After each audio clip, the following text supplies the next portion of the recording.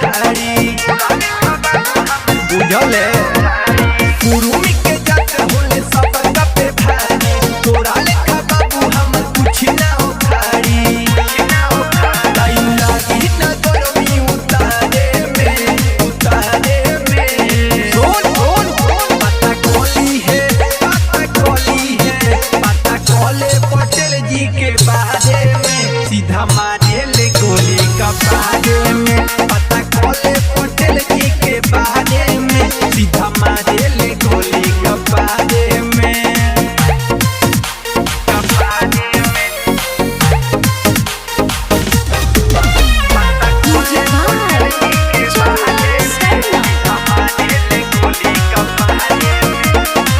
जदि तू हमारा से करबे लड़ाई मारबे ऐसन न चेहरा चिन्हाई काम न करी सुई दवाई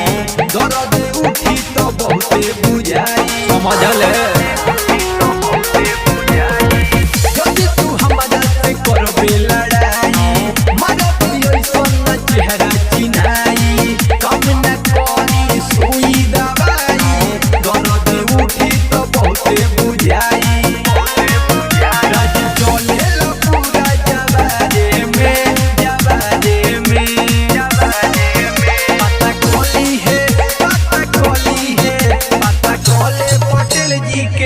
सीधा मारे ले गोली कपारे में पता खोले पटेल जी के बारे में सीधा मारे ले गोली कपारे में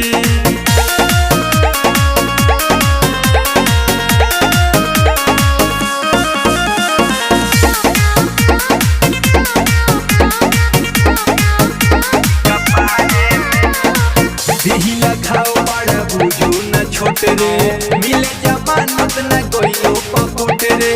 चंदन जोगिंदर के रहेला सपोर्ट रे मारो बे गोली थाना लिखी न रिपोर्ट रे हर सब अपने आने बा दिही लगाओ बड़ा बुझू न छोट रे मिले जमानत न कोइलो पकोट रे चंदन जोगिंदर के रहेला सपोर्ट रे मारो बे गोली थाना लिखी न रिपोर्ट रे पावर कुंदन के देखबे आड़े में सोन पता खोली है पता खोले पटेल जी के बारे में सीधा मारे ले गोली कपारे में पता खोले पटेल जी के बारे में सीधा मारे ले गोली कपारे में अरे पूजले कि ना।